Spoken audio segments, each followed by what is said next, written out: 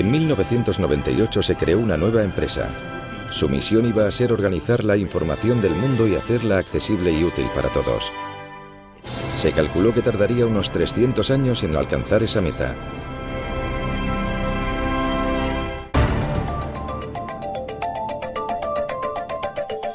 Dentro de Google. Las empresas de éxito empiezan con metas ambiciosas. Y no cabe duda de que la meta de Google de organizar toda la información del mundo de manera útil era ambiciosa. Y comenzamos con Internet. Pero nuestra visión va más allá de Internet.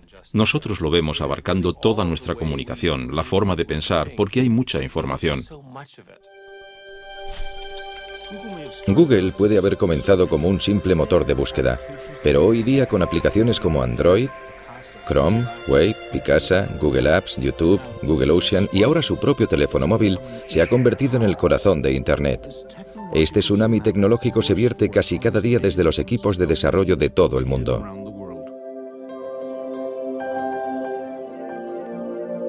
En el proceso, Google se ha convertido en la aspiradora global de los datos digitales. Se calcula que maneja 20 petabytes de datos al día, el equivalente a 130.000 millones de fotos o 5.000 millones de canciones en un iPod. También gestiona más de 1.000 millones de búsquedas al día, y esas búsquedas dejan una huella digital de cada persona que visita el sitio. Una de las cosas interesantes de las búsquedas en Google es que realmente es una base de datos de intenciones. Es una increíble colección de lo que estás pensando en cada momento, basándose en lo que estás buscando, en lo que estás escribiendo en los emails. Y cualquier institución con acceso a este tipo de información puede tener poder sobre ti o tener un efecto negativo potencial sobre ti. ¿Sabes lo que puede ser esto? ¿Sabe alguien lo que es esto? Los fundadores de Google, Sergey Brin y Larry Page. En todo el mundo la gente entra en Google. Vale, bien. No me había dado cuenta de lo que era cuando lo he visto. Pero esto es lo que me ha ayudado. Esto es lo que gestionamos en la oficina que va a tiempo real. Y cada uno de esos puntos son entre 20 y 30 búsquedas. Su meta definitiva es convertir a Google en una entidad omnisciente. Esta sesión es sobre el futuro. Así que voy a hablar un poco sobre el tema. Y para cumplir con la misión de crear el motor de búsqueda perfecto, hay que ser inteligente. De hecho, ese motor de búsqueda será inteligencia artificial. Eso es en lo que estamos trabajando. Es algo irónico que usen una imagen del ordenador rebelde HAL de la película 2001 Una Odisea en el espacio para promocionar un mensaje tan benevolente. En parte queremos hacer del mundo un lugar mejor. If I ruled the world, every day would be the first day of spring. En solo 10 años, Google se ha convertido en una de las mayores y más atípicas empresas de Silicon Valley. En ese tiempo ha cultivado la imagen de ser una presencia masiva pero benigna, si bien esa percepción pública está cambiando. Cuando Google comenzó a escanear y digitalizar millones de libros, diversos autores y editores, en lugar de alegrarse, iniciaron una serie de demandas por la violación de derechos de autor. Poco después de que se lanzara Google Noticias, Google se convirtió en el objetivo de una condena por parte de los medios impresos, que lo acusaron de eliminar sus ingresos publicitarios y de ser responsable del desplome de los ingresos editoriales. O con la página YouTube, propiedad de Google, la industria de la música y la televisión vio un competidor muy peligroso que minaba sus métodos tradicionales para hacer dinero. Y cuando Google comenzó a fotografiar las calles, los defensores de la privacidad pusieron el grito en el cielo. Sea cual sea la forma en que se expanda Google, siempre parece estar acompañado de caos y descontento. Y cuando la polémica surge, Google recurre al lema corporativo nacido de la aversión de uno de los primeros empleados de Google a la jerga corporativa. Yo venía de Intel y tenía la idea metida en la cabeza de que no quería trabajar en empresas grandes. Me interesaba algo un poco más provocativo, algo más interesante, algo que causara controversia. Y allí sentado en la reunión estaba intentando pensar en algo interesante y lo que me vino a la cabeza fue simplemente no seas malvado. Cuando llegué pensé que era una broma. Pensé que era una historia de marketing interno de la empresa y un día estaba sentado en la sala, nunca lo olvidaré. Estábamos hablando de publicidad y uno de los ingenieros, Ron, dio un puñetazo en la mesa y dijo, «Eso es ser malvado». Y de repente se hizo el silencio. Era como si todo el mundo hubiera saltado por la mesa y se hubiera escondido debajo. Y de repente centró la conversación en si este cambio en concreto era positivo o negativo para los clientes. Y acabamos no implantándolo por esa razón. No es un mal lema, pero está mal planteado, porque es cada vez más difícil decir que uno no es malvado al pensar en el alcance de distintas actividades en las que participan los proveedores de servicios. Ya no se trata solo de búsquedas. El motor de búsquedas Google nació en ese centro de innovación tecnológica que es el Departamento de Informática de la Universidad de Stanford. Larry Page y Sergey Brin se conocieron en la universidad en 1995. Tenían mucho en común. Sus padres eran profesores universitarios y sus madres científicas.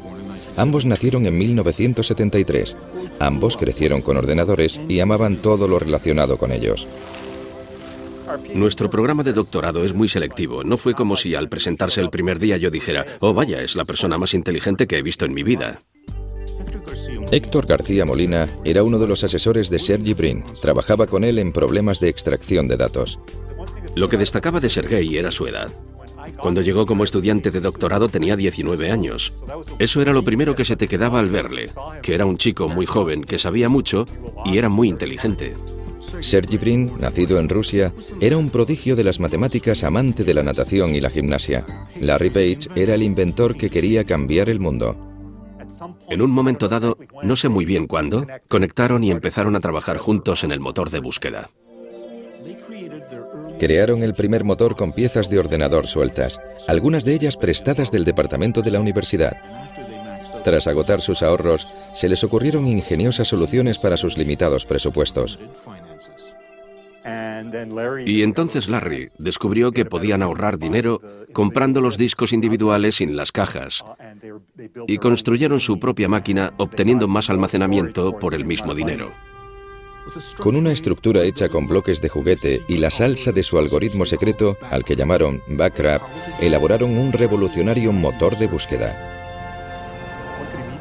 Se veía enseguida que el orden de las páginas era mucho mejor que el que estaba ofreciendo Altavista. A mediados de los 90, Altavista, como casi todos los buscadores, solo buscaba texto, ordenando los resultados según la cantidad de veces que aparecía la palabra clave. El motor de búsqueda de Larry y Sergey era mucho más sofisticado, gracias a un algoritmo matemático que se fijaba en la cantidad de links de entrada y salida de las páginas web. Cuantos más links, mayor era el rango. La primera búsqueda que hice en Google fue tipo de cambio canadiense. Y me dio exactamente la información necesaria relacionada con ese concepto. Y odio usar esta expresión, pero me quedé de piedra por el hecho de que podía encontrar justo lo que quería rápidamente. Creo que se dieron cuenta de que trabajar en este proyecto en el contexto universitario no les daba el alcance y la escala que realmente necesitaban para que funcionara de verdad. Así que dijeron, dejemos de estudiar de momento, creemos la empresa, pongámosla en marcha y luego volvemos y terminamos la investigación. Larry y Sergey se preparaban para abandonar Stanford y crear su empresa que para entonces ya habían registrado como Google, un término matemático mal deletreado que equivale al número 1 elevado a 100. Mientras, seguían asistiendo a clases de informática. Y presentaron unos trabajos que habían hecho sobre el motor de búsqueda y, claro, dado mi interés, quise formar parte de ello. Google obtuvo su primer empleado, Craig Silverstein, otro estudiante de doctorado. Al principio éramos 3, y parecía que eso iba a ser así por mucho tiempo. Nos preocupaba mucho el ambiente. Hubo algunos candidatos que no contratamos, aunque parecían bien preparados técnicamente, porque no nos parecía que encajara su personalidad para trabajar con nosotros. Los 3 estudiantes de Stanford abrieron su cuartel general en un garaje siguiendo el tópico de Silicon Valley. La empresa empezaba a expandirse. Yo entré en enero de 1999, pocos meses después de que se creara la empresa. Había otras 4 personas en la empresa, incluidos Larry y Sergey en ese momento, y alquilaban la mitad de la casa a alguien que todavía vivía allí, y que ahora es el vicepresidente de Google. Y los ordenadores, todo el mundo trabajaba en despachos, o dormitorios más bien, y el garaje estaba incluido. Y creo que ahí teníamos la impresora, y una mesa de ping-pong. Pero no toda la empresa estaba en el garaje. Claro que trabajábamos en el garaje. Yo me aseguré de que así fuera. Era un día al mes o quizá 2 días al mes. Pero yo me empeñaba en que de vez en cuando fuéramos al garaje y trabajáramos allí. Yo quería poder decirle a la gente en un futuro que habíamos empezado en un garaje, así que quiero que conste que empezamos en un garaje, solo que el garaje lindaba con una casa que tenía habitaciones. Cuando Google creció demasiado para el garaje, se trasladó su cuartel general a un espacio de oficinas normal en el centro de Palo Alto. En esa época estábamos en Palo Alto. Era como una ciudad-restaurante. Mi meta era ir a uno distinto cada noche. Cenábamos por ahí casi siempre, y lo cierto es que también comíamos al mediodía fuera. La empresa se expandía rápidamente y pronto se trasladaron de nuevo, pero esta vez tenían menos restaurantes alrededor. Larry y Sergey decidieron que sería más eficaz y rentable tener su propia cocina con su propio chef. El elegido tenía un currículum en el que constaba haber sido el cocinero del grupo Grateful Dead. Al principio me ofrecieron acciones. Yo estaba muy reacio. Hablé con mi padre del tema. Oye, papá, hay unos tipos que quieren que les dé dinero por acciones. Una empresa privada. Y me dijo, es un timo, no les creas. No les des ni un céntimo. Al contrario que otros motores de búsqueda, la página de inicio de Google era limpia y eficaz, sin molestos anuncios de publicidad. Larry Page y Sergey Brin vieron cómo su motor de búsqueda Google se hacía más y más popular, pero todavía no estaba dando dinero real, y no tenían un plan de negocios viable para que Google empezara a dar beneficios. Nuestros fundadores decidieron que íbamos a aguantar todo lo posible sin meter publicidad, pero creo que la idea brillante llegó cuando pensaron, ¿por qué no tenemos anuncios que sean simplemente texto y que no tengan imágenes móviles ni nada que distraiga? Basándose en la búsqueda, Google proporcionaría anuncios sencillos para que la gente hiciera clic sobre ellos. En octubre de 2000, Google se embarcó en un nuevo negocio, la publicidad online. Casi inmediatamente, el dinero de la publicidad comenzó a entrar a raudales, y la presión creció sobre Larry y Sergey por parte de sus inversores capitalistas. Querían un presidente experimentado que dirigiera la empresa. Larry y Sergey escogieron a un experimentado veterano del mundo tecnológico, Eric Smith. Había dirigido con éxito a la marca de software Novell y antes de eso había estado en Sun Microsystems. Pero quizá lo más importante para los fundadores era que compartía el perfil de ingeniero informático comprometido con una ambición empresarial. Google ha optado por la postura de que la creatividad se da en los empresarios individuales dentro de la empresa. A menudo tienen una idea, pero no tienen tiempo para desarrollarla. Así que inventamos un concepto llamado 20% de tiempo. Y el personal técnico de la empresa le animamos a que pase el 20% de su tiempo profesional con cosas que le parezcan interesantes a ellos, no a nosotros. El empleado número 23, Paul Bacate, creador del lema "No seas malvado", fue también el ingeniero que en un solo día inventó Gmail, un programa de correo electrónico interno para usuarios de Google. Había muchas objeciones para crear Gmail, pero una de las principales es que con el correo electrónico no se podía hacer dinero. Pero había una idea por ahí que decía que quizás podríamos hacer publicidad personalizada. Por ejemplo, si te llega un mail sobre un viaje para esquiar, te salgan anuncios sobre equipos de esquí o guantes o algo relacionado. Decidió intentar escribir algo de código para ver si era posible que los ordenadores de Google escanearan los mensajes de Gmail y mostraran anuncios adecuados. Cuando llegué al día siguiente, la gente estaba muy exaltada con el tema. No todos para bien. Algunos lo consideraban una idea terrible. Lo que recuerdo de las reuniones, que fueron hace más de un año, es el constante debate sobre las características, si este tipo de publicidad funcionaría y todo eso. Al final decidimos intentarlo. Y de hecho, cuando lanzamos Gmail el 1 de abril, fue considerado en gran parte como una broma. La introducción de los anuncios personalizados de Gmail en 2004 demostraron no ser un añadido más a la creciente línea de negocios de Google. Google se había convertido en una máquina de hacer dinero con la publicidad. Cuando hablamos de publicidad, la oferta pública inicial de Google ha recibido más publicidad que cualquier otra en la historia. Cuando Google se preparaba para su oferta pública inicial de acciones, tuvo que revelar un secreto bien guardado, que tenía unos ingresos y beneficios muy considerables. Aquello cogió por sorpresa a los expertos en inversión y convirtió las acciones de Google en un bien muy preciado. Así, el 19 de agosto de 2004, el primer día de las acciones de Google en el mercado, se crearon cientos de millonarios. Aquellos primeros inversores y primeros empleados de Google habían dado con el lingote de oro. Para la gente que se mete en una empresa por el dinero, la OPA es muy importante. Cualquier estrategia de salida, que te compre otra persona, tener una oferta pública, lo que sea, es algo importante y hace que te replantees la vida porque has cumplido tu sueño. Me va bien. Estoy tranquilo. Soy lo que mucha gente consideraría rico. Me considero rico. Larry y Sergey estaban más allá de la riqueza. En apenas 6 años se convirtieron en multimillonarios. Su empresa, Google, se había convertido en uno de los mayores motores de búsqueda del mundo. Incluso había entrado en diccionarios como verbo. Google como herramienta tecnológica se había convertido en parte de la cultura popular. Y la percepción de los jóvenes de que la empresa era una mezcla de residencia universitaria con un paraíso friki hacía que recibieran más de 1 millón de solicitudes de trabajo al año. Vienes a Google y por primera vez te da la sensación real de que la gente sabe lo que hace y que saben más que yo. ¿Qué se siente al ser uno de los pocos elegidos para ser parte de Google?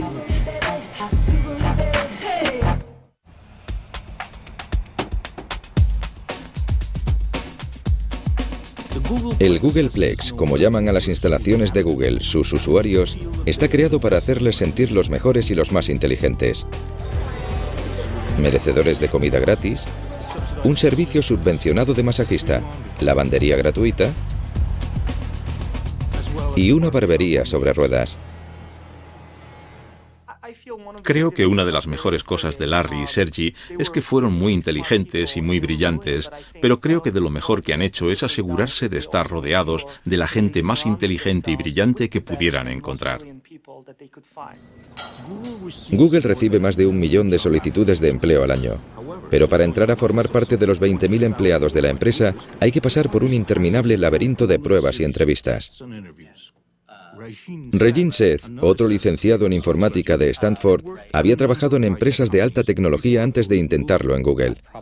Creo que me hicieron alrededor de 10 y 15 entrevistas, y la última fue por fin con Larry. Así que un día vine y me senté en el despacho de Larry Page para tener una entrevista con él. Y me preguntó cosas difíciles. Yo no sabía cómo me había salido, pero al parecer le gusté lo bastante como para que me ofreciera un puesto. Entre los empleados más valorados de Google, justo por debajo de los ingenieros informáticos, están los APM, o Managers de Producto Asociados. En gran medida, Google contrata a asociados como yo, recién licenciados, para poder inculcarles de alguna manera, como a mí, la forma en la que Google quiere que se comporten. La mayoría son jóvenes, recién licenciados con un expediente académico increíble y se les da una gran cantidad de responsabilidad y autoridad nada más empezar su carrera. No estamos dando mucha prioridad a eso ahora mismo, porque no pensamos que vaya a poder sustituir a la página de inicio desde el primer día. En la cosecha más reciente de APMs hay un canadiense, Jeff Harris. El trabajo que estoy haciendo es de manager de producto asociado, diseñado para gente con una formación técnica, pero que en el día a día no tiene por qué trabajar con código. Mi trabajo al final es comunicarme con los ingenieros que sí trabajan con código constantemente y asegurarme de que todos ellos estén trabajando para el mismo fin. Acabo de cumplir los 22. Creo que la mayor sorpresa al trabajar en Google es ver lo abierto que es respecto a todo lo que hacemos. Puedo mirar en nuestra web interna y ver detalles de todos los proyectos, algo genial desde el punto de vista organizativo. Puede que Google sea transparente internamente, pero como muchas otras compañías técnicas de Silicon Valley, es muy sensible sobre lo que pueden informar los extraños. tanto el código en las pantallas de los ordenadores como los garabatos de las pizarras que parecen estar por todas partes. Creemos que hay que tener pizarras por todas partes, porque eso fomenta la creatividad. Puedes dibujar cosas, comunicar ideas y trabajar con otras personas en esa idea. ¿Se puede publicar en programación el lanzamiento al mismo tiempo o...? Sí. Muchas veces la gente saca el teléfono, hace una foto de la pizarra y la envía por email. Eso acaba siendo parte de las notas de una reunión. Además de las pizarras y la comida gratis por todas partes, otra característica de las oficinas de Google es la ausencia de papel. Nosotros trabajamos en gran medida sin papel. Una de las cosas que hacemos aquí es dar portátiles a los empleados para que se los lleven a las reuniones. Las notas se toman electrónicamente para poder compartirlas automáticamente con la gente. Existe un apetito insaciable por lo nuevo y lo innovador que abarca un amplio espectro de tecnologías. Google siempre está al acecho. Obviamente no todo se inventa en Google. También tenemos equipos que buscan tecnología punta en empresas pequeñas que podamos elegir, comprar, que podrían aprovechar la infraestructura de Google. Con dinero y acciones de sobra, Google puede adquirir las empresas que más le interesen. Así fue como YouTube se convirtió en un producto de Google, así como Google Earth y Picasa, además de un procesador de textos llamado Writely. Writely era un procesador de textos online. Lo abrías como una página web y funcionaba como un Word. Google se fijó en él porque estaba consiguiendo fama.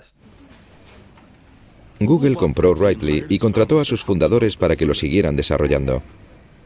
Mi experiencia ha sido como la de un niño haciendo barquitos de papel en un arroyo, algo muy divertido. Y de repente aparece un señor y le dice al niño, esto está muy bien. Toma este montón de planchas de acero y este ejército de soldadores y hazme un batallón de buques de guerra. Writely se ha introducido en Google Docs, un procesador que mueve datos del ordenador personal del usuario a los servidores de Google. Es un poco raro. Es raro. Ahora soy un señor de 42 años con la barba canosa. No soy tan mayor, pero aquí hay un porcentaje del 90%, no sé. No sé lo que es. Aquí hay muchos ingenieros jóvenes. No es que me importe, para mí es interesante. Creo que todo el mundo llega a un momento en su carrera en el que todo le parece obvio. Me gusta el ambiente técnico de la empresa. No me intimida. Soy un programador muy productivo y trabajador. Me encanta el código. Todos me temen. Así que no me molesta. No estaba aquí cuando lo fundaron, pero mi percepción del concepto de fundación en la empresa es que querían hacer cosas y ver las cosas desde el punto de vista de los ingenieros. Desde esa perspectiva, la eficacia quizás sea la directriz principal de un ingeniero. Hacer una nueva selección. Abres un documento de texto en Gmail y te da error. Casi todos los equipos hacen esto cada mañana. Hay una reunión general. Es muy breve, dura unos 10 minutos. No hablamos durante más de un minuto. El lápiz es la caracola del señor de las moscas, ¿te acuerdas? El que tenga lápiz tiene la palabra. Por eso son reuniones muy eficaces. Se tarda 5 minutos en contarle a todo el equipo lo que va a pasar en el día. Otra reunión en la que los miembros del equipo de Google Docs hablan de sus problemas es en el paseo semanal Writely. Creo que es importante hacer grandes cosas para cambiar el mundo. Creo que eso es lo que me gusta de Google. Queremos cambiar el mundo, queremos hacer grandes cosas. ¿Qué tiene de malo el algoritmo que tienes? El tipo estuvo editándolo 8 horas y el final y el principio están mal. Vale, no pasa nada. Tratas con decenas de millones de usuarios y grandes centros de datos y grandes máquinas. Es muy divertido. Para los aficionados a la informática, todo esto comenzó realmente en 1977 en un garaje de Silicon Valley, cuando dos ex estudiantes universitarios empezaron una empresa llamada Apple y lanzaron una revolución, la revolución del ordenador personal. El poder de este aparato se desató con todo su potencial en millones de hogares y oficinas de todo el mundo, cambiándolo todo. Pero ahora más que nunca, tras un cuarto de siglo en nuestras vidas, el ordenador personal ya no tiene ese atractivo original que tenía al principio. Google ha puesto sus miras en lanzar otra revolución, eliminar la necesidad de tener ordenador personal. Quiere almacenar todos los datos posibles en sus propios servidores. Una de las cosas que creo que no se aprecian desde el principio, incluido Stanford, y que se les daba genial, es minimizar costes al crear sistemas informáticos. Y han seguido teniendo esa habilidad de proporcionar una gran potencia informática a un coste relativamente bajo. Desde el inicio, Google ha hecho que sea una prioridad fabricar lo más barato posible en materia de servidores y almacenamiento para gestionar las búsquedas de Internet. Y con el crecimiento de Internet, ha crecido la necesidad de más capacidad informática. Google crea grandes centros de datos. Usamos componentes de ordenadores personales y luego construimos sistemas especializados para poder gestionar la gran escala necesaria. La escala es vital para Google.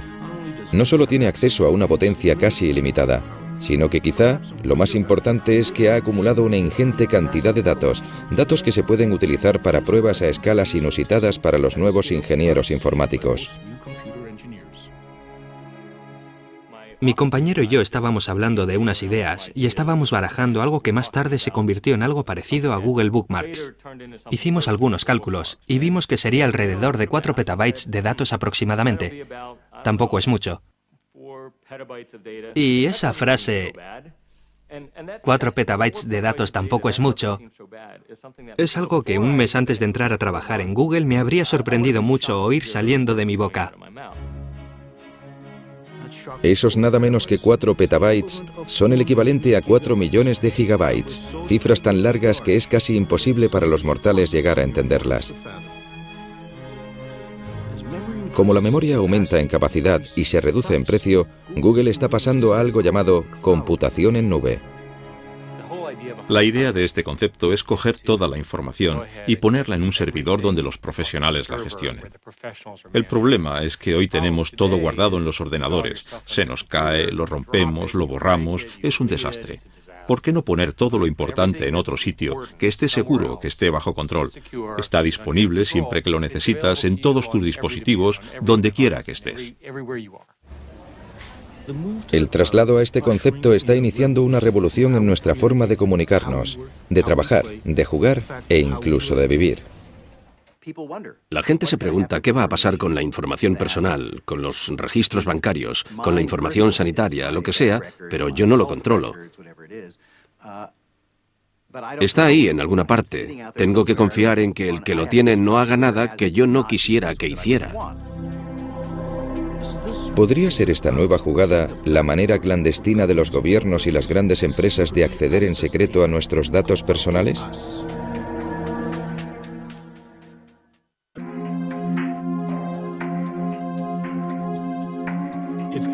Si todos los datos digitales de todas las personas se almacenan en nubes, ¿dónde están estas nubes? Una de ellas ha bajado a la falda de las montañas Blue Ridge en Carolina del Norte. Esta zona fue el corazón de la fabricación de muebles de Estados Unidos. Pero en los 90, la mano de obra barata del extranjero acabó con el empleo, dejando una economía devastada y un gran exceso de electricidad. Y resulta que los centros de datos informáticos son voraces consumidores de electricidad para poder alimentar a los servidores y enfriar las grandes cantidades de agua necesarias para la refrigeración. La ciudad de Lenoir tenía de sobra de ambas cosas, y a finales de 2005 Google llegó, pero llegó camuflado y en secreto. Desde la perspectiva de Google, al menos como yo lo veo, era que la carrera para construir estos centros de datos era tan intensa y la información, al menos para ellos, tan confidencial, que no querían que sus competidores se enteraran de lo que estaban haciendo. TJ Rohr es abogado y miembro del Consejo Municipal de Lenoir City. Él participó activamente en las negociaciones a puerta cerrada con Google. Nos daban datos que no podíamos contarle a nadie. Google tiene una actitud de o lo tomas o lo dejas. Estas son nuestras condiciones, si las quieres bien y si no, nada. Los desesperados funcionarios locales y estatales estaban ansiosos por llegar a un acuerdo que trajera a Google a este devastado condado. Le ofrecieron a Google una exención fiscal de 30 años en propiedades y equipo. En un periodo de 30 años, se calculaba que eran como $165 millones. De estos almacenes digitales que cuestan unos 600 millones de dólares cada uno, fluye un río de datos. Aquí están los correos electrónicos, las fotos, la música, los vídeos, los mapas y las búsquedas que han hecho de Google el gran recolector de información. Google no quiere divulgar cuántas granjas de servidores tiene por todo el mundo, pero se rumorea que hay alrededor de 30, todas conectadas digitalmente y firmemente plantadas en tierra. Pero eso podría cambiar. Google ha enviado la patente para crear centros de datos en alta mar. Alimentados con las últimas tecnologías en control de energía de olas, los servidores de Google estarían en barcazas. La expectativa es que los servidores marinos sean mucho más baratos de mantener, ya que desde luego no habría que pagar impuestos de propiedad inmobiliaria. Todavía queda por desarrollar el modelo, pero Google es una corporación a la que le gusta ir rápido en lo que respecta a la tecnología punta. No obstante, se tomaron su tiempo para abrir las oficinas en China. El crecimiento del uso de Internet en China es increíble. En 2009 los usuarios de Internet eran más numerosos que toda la población de Estados Unidos.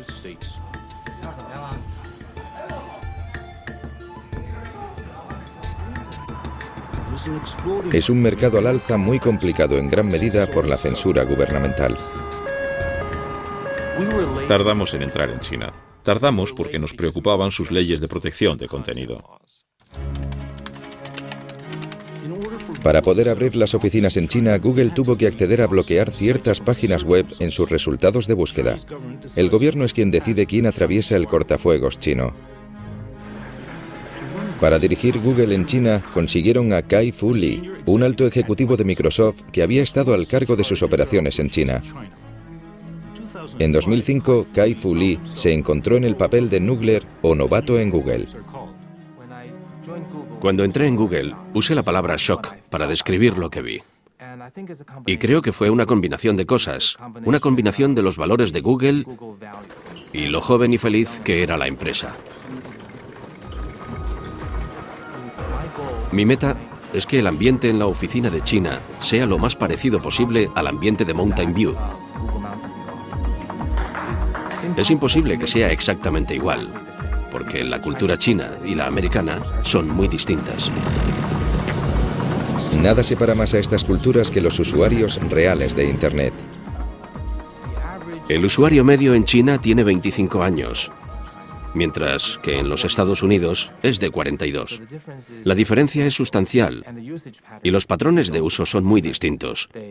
Los chinos son más jóvenes. Prefieren entretenimiento, juegos, música, vídeo. Hacen menos búsquedas y comercio electrónico. De la misma manera, cuando usan Internet, tienden a querer algo muy recargado y emocionante, en oposición a las interfaces más sencillas. Los cibercafés están repletos de jóvenes y muchos de ellos están aquí porque en casa les prohibirían jugar a estos juegos y ver estas películas.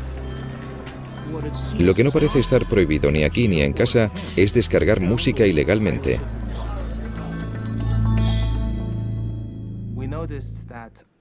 Nos hemos fijado en que la mayoría de los chinos en Internet descargan música pirata o sin licencia con otros motores de búsqueda.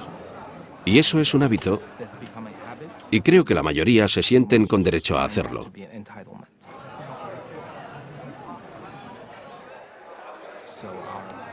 Nuestros esfuerzos por crear un pago por descarga o un servicio de suscripción acabaron con una conclusión clara: no íbamos a conseguirlo.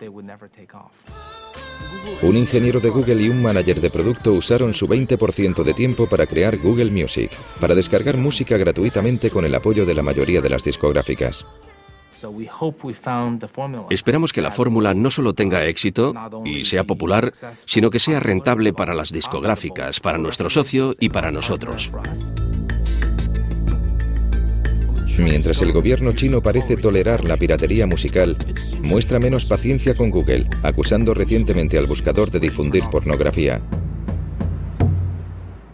Google está registrado en China, así que hemos de seguir sus leyes. Sean cuales sean. Nuestros empleados son ciudadanos chinos. Ellos tienen que seguir la ley china donde quiera que trabajen. Seguir la ley china implica que las búsquedas en Google desde el interior de China de cosas como Falun Gong, Independencia del Tíbet o Plaza de Tiananmen daban resultados muy distintos a los que encontraríamos fuera de China. Y así operó durante 4 años hasta que en enero de 2010, Google anunció que dejaría de censurar sus resultados de búsqueda tras un gran ciberataque originado en China contra la propiedad intelectual de Google y las cuentas de Gmail de diversos activistas de derechos humanos.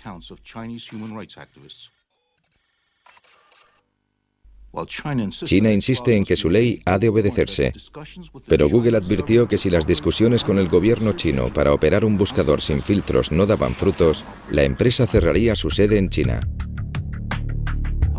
No obstante, no hubo negociaciones con el gobierno estadounidense cuando poco después de los atentados del 11S en 2001, aprobó una ley por la que se concedía más autoridad de vigilancia, permitiendo un acceso sin precedentes a la presencia digital de la gente. Y estos poderes son muy amplios ahora mismo. Van desde obtener el acceso a los informes crediticios sobre personas hasta acceder a sus datos de comunicación. A más en general, poder enviar una carta a cualquier poseedor de datos y exigirle que revele toda la información sobre determinada persona sin comunicárselo a ella, sin decírselo a nadie. Esa es la idea de la Carta de Seguridad Nacional. En el Centro de Privacidad de Datos Electrónicos en Washington, el director Mark Rottenberg se muestra preocupado por la nueva información digital migrando a granjas de servidores en nube. No digo que el gobierno no deba tener acceso a esa información en las circunstancias adecuadas. De hecho, en algunos casos es vital perseguir el crimen y favorecer las investigaciones.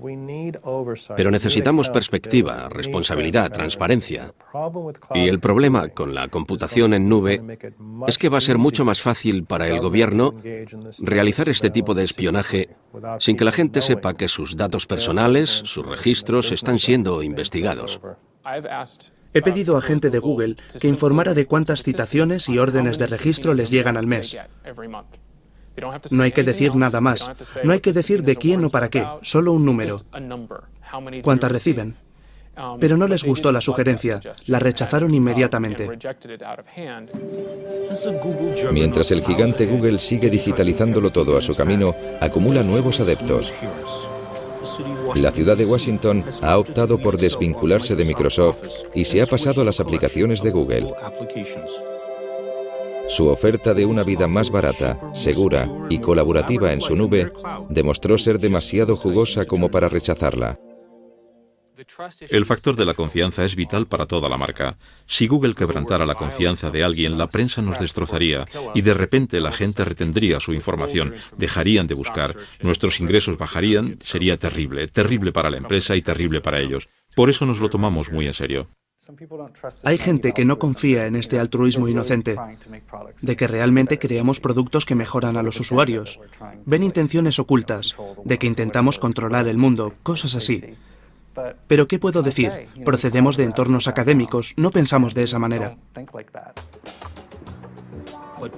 Pero Google también tiene que preocuparse de un grupo de principiantes dispuestos a cambiar el mundo de las búsquedas.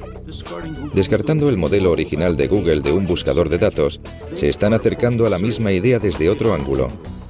Quieren controlar el poder de lo que se conoce como la sabiduría de los amigos. Creo que este es el sitio que va a definir los próximos años lo que Internet y el mundo van a ser. ¿Por qué entonces algunos de los grandes representantes de la búsqueda social son extrabajadores de Google listos a retar a su exempresa?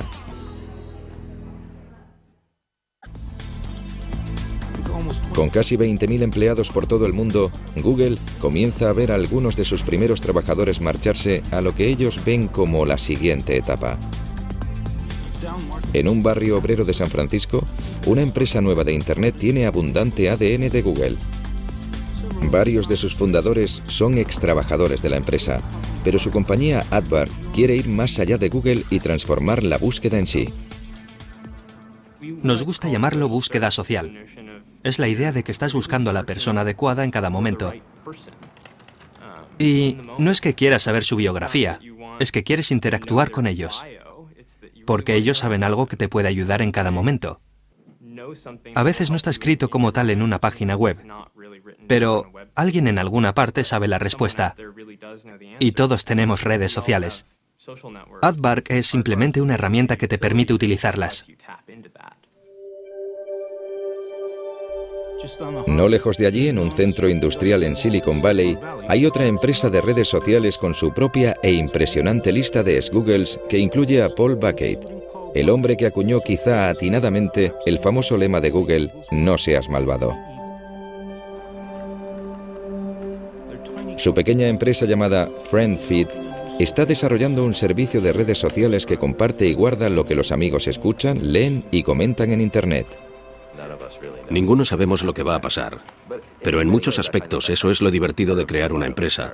En una gran empresa puedo predecir fácilmente lo que va a pasar al año que viene, pero al crear una empresa no sabes lo que va a pasar mañana. El año que viene podría ser un gran éxito o un gran fracaso. Google ha estado observando a FriendFeed para una posible adquisición, pero antes de que FriendFeed llegara a su segundo año, fue engullida por una red social llamada Facebook. Se cree que por $50 millones. Facebook, fundada por un exalumno de Harvard en 2004, ha experimentado un crecimiento explosivo y representa un gran reto para Google. Asimismo, atrae a un sorprendente número de ex-Googles. Creo que irme de Google y optar por venir a Facebook demuestra lo convencido que estoy de la importancia de la misión de Facebook. Facebook, junto con Twitter, son las redes sociales más populares del mundo y han comprendido que sus recomendaciones de amistad son una forma de búsqueda que nada tiene que ver con los fríos algoritmos de cálculo de Google. Para la mayoría de la gente fuera de la ingeniería, el mundo consiste en relaciones. Consiste en conectar con otros seres humanos, y en ese sentido Facebook realmente es el siguiente paso en la evolución de lo que realmente importa desde una perspectiva tecnológica. Google entró en las redes sociales con algo llamado Orkut, que si bien fue tremendamente popular en India y Sudamérica, no consiguió atraer a las masas en Europa y Norteamérica. Google no llegó a entrar en el negocio de las redes sociales y creo que en parte es por la personalidad de sus fundadores. Creo que son ingenieros y ya sabes, no es prioridad charlar con sus amigos, sino obtener información del mundo científico. Eso es lo que les importa. Creo que en cierto sentido tenían el prejuicio de que esto no era algo interesante, que no era importante. ¿Por qué iba a querer nadie perder el tiempo con eso? Y claro, el mundo ha adoptado Facebook y Twitter y todas esas cosas, y Google tiene los medios técnicos para hacerlo. Sí, podemos poner cosas como Twitter en Gmail, podemos poner Facebook en aplicaciones que tenemos Orkut, pero creo que realmente la empresa no quiere eso. No es la prioridad de la empresa, se trata de la información, de toda la información mundial. Google realmente opina que los datos van a aportarle un gran beneficio a la sociedad. La empresa opina de veras que va a encontrar la manera de hacer que los datos mejoren nuestras vidas, que las haga más fáciles, tomar mejores decisiones. Lo creen de verdad. Por ejemplo, con las tendencias de la gripe, opinan que al hacer seguimientos de búsquedas como tos y otros problemas médicos, van a detectar los brotes de gripe, van a poder mejorar las intervenciones sanitarias y así morirá menos gente. Cuando Google lanzó su OPA, Larry y Sergey escribieron personalmente una carta explicando sus aspiraciones futuras. Google no es una empresa convencional. Y no pretendemos serlo. La misión de Google es recoger todos los datos del mundo y hacerlos accesibles y útiles. Y hacerlos en 300 años, yendo más allá de la búsqueda en sitios de Internet. Tanto fotografiando calles como digitalizando libros o convirtiendo dispositivos móviles en portales de Internet. O creando el mayor depósito de vídeo del planeta en su propia nube, Google sigue siendo un fenómeno tecnológico. Pero su futuro está en algo bastante poco científico: la confianza. Eso es lo que hace que les demos nuestros datos para que los mantengan alejados de hackers y espías del gobierno. La confianza de que no van a dar mal uso a nuestra información y de que estará a la altura de su lema, "No seas malvado".